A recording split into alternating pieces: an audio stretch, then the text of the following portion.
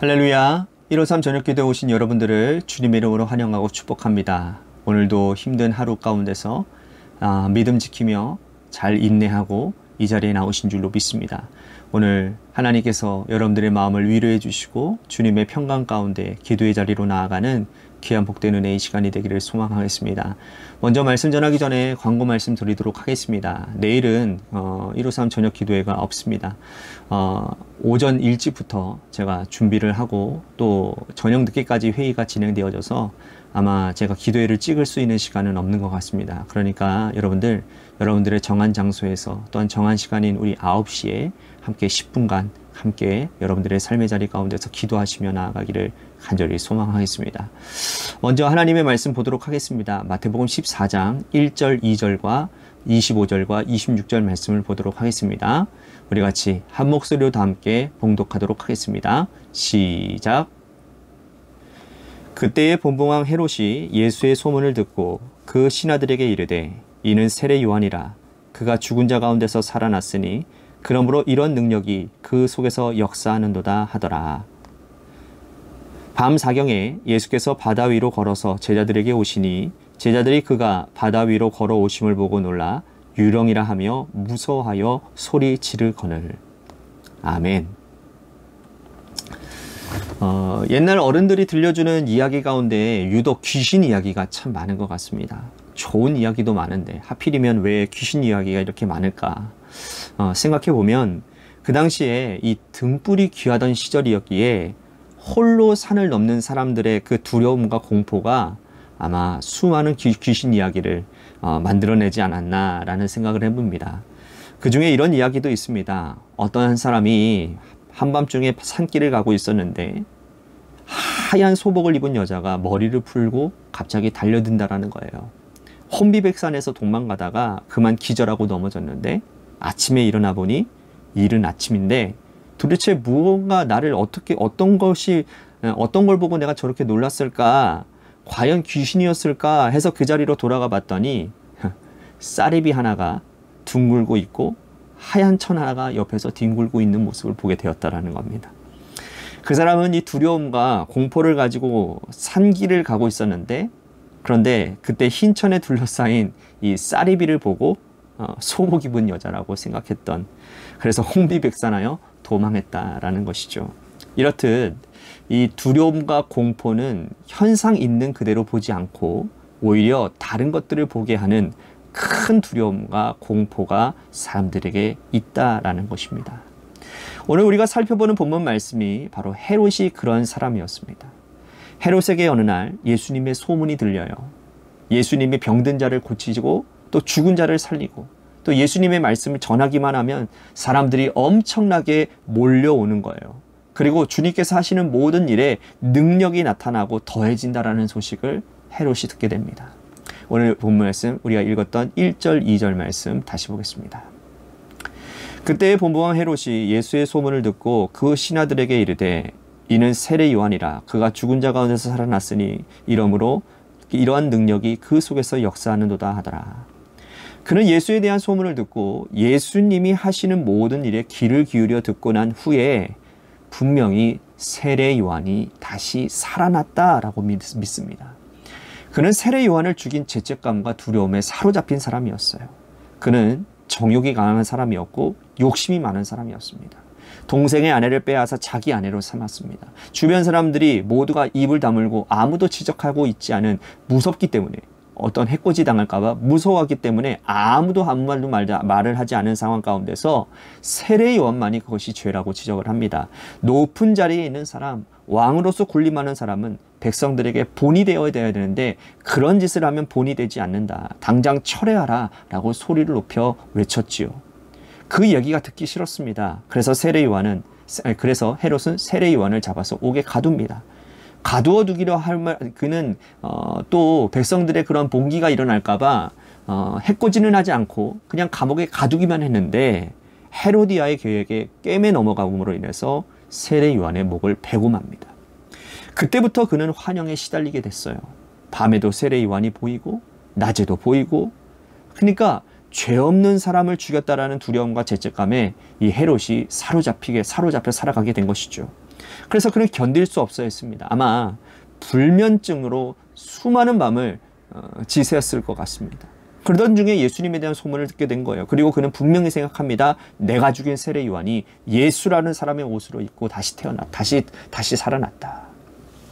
우리는 이러한 헤롯의 모습을 보면서 권력이 있는 사람, 돈 있는 사람, 세상의 모든 것, 부러울 것 없이 다 가지고 있는 사람의 비참함을 바라보게 돼요. 죄라고 하는 것이 얼마나 무서운 것인지 있는 형상, 있는 그대로 보지 못하게 하고 예수님을 통해서 자신의 죄사함을 받고 그 앞에 가서 엎드려 과거를 용서받을 수 있었음에도 불구하고 오히려 예수님을 자신이 죽인 세례 요한의 환영으로 바라보는 이 불쌍한 사람을 우리는 지금 보고 있는 겁니다. 그러므로 하나님께서 우리에게 죄 짓지 말라고 하시는 말씀이 바로 이거 아닌가라는 생각을 해보게 되는 거예요. 사람들은 죄를 지으면 죄에 대한 두려움, 죄가 우리를 오히려 불안하게 만들고 두렵게 만듭니다.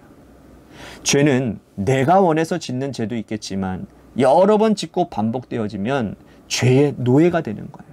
죄의 노예가 가장 극명하게 드러나는 것은 사람들이 가진 죄책감과 불안감입니다. 그거는 태초의 에덴 동산에서부터 시작되어진 일이에요.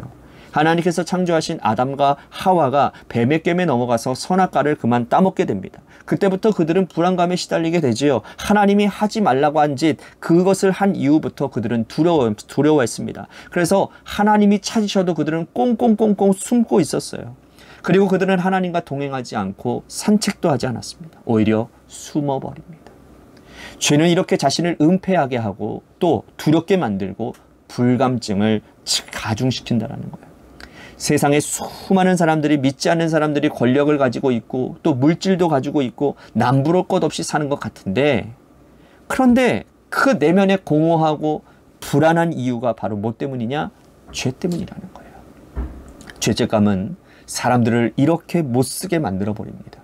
부디 오늘 우리에게도 하나님께서 죄 짓지 말라고 하시는 것 꼭 기억하시고, 선악과 기억나시죠? 하나님이 하지 말라라는 그 하나님의 말씀, 계명, 선악과 그 주님의 선악과 주님의 계명을 굳게 붙잡고 말씀 안에 살아서, 말씀의 바운드리를 넘어가는 게 아니라, 선악과 바운드리를 넘어가는 게 아니라 그 안에 살아서 죄로 인한 불안감이 우리의 인생에 넘쳐나지 않게 되기를, 주님이 주시는 평강과 선한 역사들이 일어나게 되기를 간절히 바라겠습니다.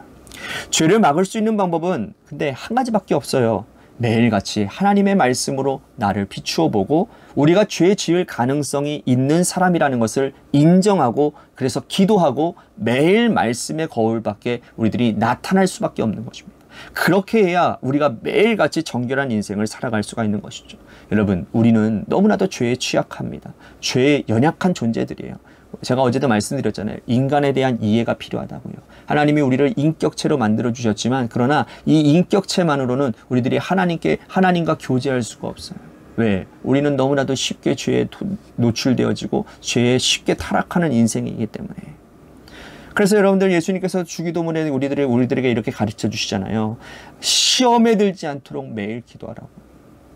시험이 우리 눈앞에 항상 지나간다 할지라도 그것 붙잡아 버리면 죄가 되는 거예요.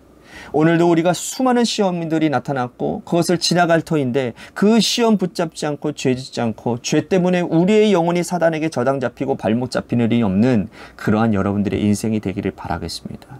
자, 또 한 부류의 사람들, 예수님을 보고 유령이라고 하는 제자들도 만나게 됩니다. 우리가 읽은 25절, 26절 말씀입니다.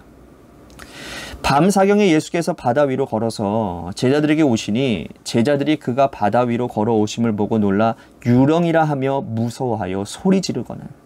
밤 사경은 새벽 1시에서 새벽 3시 사이를 말합니다. 캄캄한 밤에 어떤 한 형상이 갈릴리 바다 위를 걸어서 제자들이 타고 있는 배로 오고 있는 거예요. 제자들이 그 광경을 여러분 한 번도 보지 못했기 때문에 유령이라고 하면서 막 혼비백산을 하는 겁니다. 깜짝 놀란 거죠. 배 위가 야단이 났습니다. 그런데 예수님께서 뭐라고 하십니까? 안심하라. 내니 두려워하지 말아라. 그리고 그들을 안심케 하시며 잠잠케 해주십니다.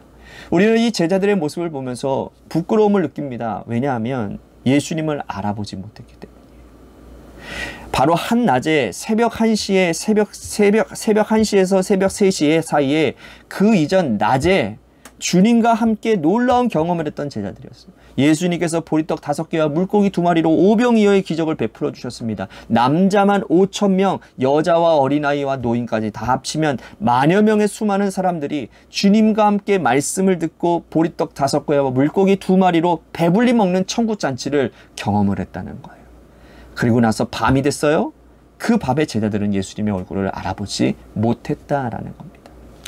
이것은 무엇을 의미하는 것입니까? 제자들은 주님이 베푸신 기적에만 관심이 많은 사람들이었다는 거예요. 예수님께서 기적을 베푸실 때는 기적을 베푸시는 주님께 막 손뼉치며 박수치며 기뻐하며 주님을 높이며 찬양했어요. 그런데 기적이 끝나고 난 이후에 밤이 되자마자 금세 예수님의 얼굴을 잊어버린 것이죠. 우리도 이렇지 않습니까? 주님이 베푸신 기적에는 관심이 많은데 주님께서 우리 가정의 곳간을 가득 채우시고 내 인생을 축복하시는 데는 관심이 많은데 주님의 얼굴에는 관심이 없는 그러한 인생을 살고 있지는 않냐라는 것이죠. 시편 기자들이 특히 다윗이 시편에서 하나님의 얼굴을 구하는 자가 복된 자다라고 고백을 하고 있습니다. 하나님의 손이 아니라 하나님의 얼굴을 구하는 자. 하나님의 손의 기적과 하나님의 손의 능력과 하나님의 손으로 우리를 복되게 하실 수많은 많은 것들을 가지고 있는데 이것에 목매며 사는 자들이 아니라 하나님의 얼굴, 하나님 존재 그 자체, 하나님의 영광으로 만족하는 자가 진실로 복된 자라고 고백을 하고 있다는 거예요. 제자들은 주님의 기적에는 관심이 무척 많았으나 주님의 얼굴을 구하지 않는 자들이었다는 겁니다. 우리는 이런 자가 되지 않기를 바라겠습니다. 아무리 캄캄한 밤일지라도 우리의 인생에 어둡고 캄캄한 밤에 주님께서 호련히 나타나시며 주님의 얼굴을 알아볼 수 있는 영적인 지각이 우리 가운데 있어지기를 바라겠습니다. 주님과 함께 동행하는 자가 바로 이러한 영적인 지각을 가질 수가 있는 것이죠. 주님은 언제, 어느 때, 어떠한 모습으로 우리들에게 임하실지 아무도 알 수 없습니다. 우리 주님이 한 소자의 모습으로 한 연약한 자의 모습으로 도움이 필요한 이웃의 모습으로 우리들에게 나타나실지 우리 주님께서 우리가 복음을 전해야 되는 전도 대상자의 모습으로 우리에게 나타나실지 아니면 내가 가장 미워하는 자의 모습으로 주님이 나타나실지 우리는 어떠한 모습으로 주님이 나타나실지 알 수 없는 인생을 살고 있어요. 그러나 우리는 우리에게 나타나신 주님을 알아보기 위해서는 영적인 분별력과 깨어있는 맑은 영혼이 있어야 된다는 사실을 기억하시고 오늘 우리의 영을 좀 맑게 하는 그러한 기도의 은혜가 있어야 될 줄로 믿습니다. 오늘 말씀을 생각하며 여러분들 안에 여러분들의 영혼을 어둡게 하고 또한 여러분들의 인생을 어둡게 하고 여러분들이 하나님을 바라볼 수 없는 그러한 부정한 것들이 여러분들 가운데 지금 가득 채워져 있다면 오늘 하나님 앞에 간절히 기도하며 우리들의 죄를 다 주님 앞에 낱낱이 고백하고 이 시간 주님의 얼굴을 구하고 주님을 바라볼 수 있는 놀라운 은혜가 이 시간 가운데 일어날 수 있게 되기를 바라겠습니다. 두려움도 다 떠나가는 일이 일어나기를 간절히 소원하겠습니다. 또한 우리 교회를 위해서 기도합니다. 하나님께서 세워주신 몸된 교회 하나님이 기뻐하시고 원하시는 곳에 손과 발이 되는 교회가 되도록 성도가 되도록 인도해 주시옵소서라고 우리 교회를 위해서 기도하도록 합니다. 또한 우리 신미연 집사님 아버님 장례 일정을 위해서 여러분들 기도해 주시고 또한 육신의 질병으로 고통당하는 성도님들 많이 있습니다. 그분들을 위해서 여러분들 기도해 주십시오. 또한 고3 수험생인 이도현 학생과 한혜진 학생을 위해서 기도해 주시고 마지막으로 여러분들의 자녀들을 위해서도 기도해 주시기를 바라겠습니다. 이 시간 노래 끝날 때까지 함께 기도하며 나아가도록 하겠습니다. 기도하시겠습니다.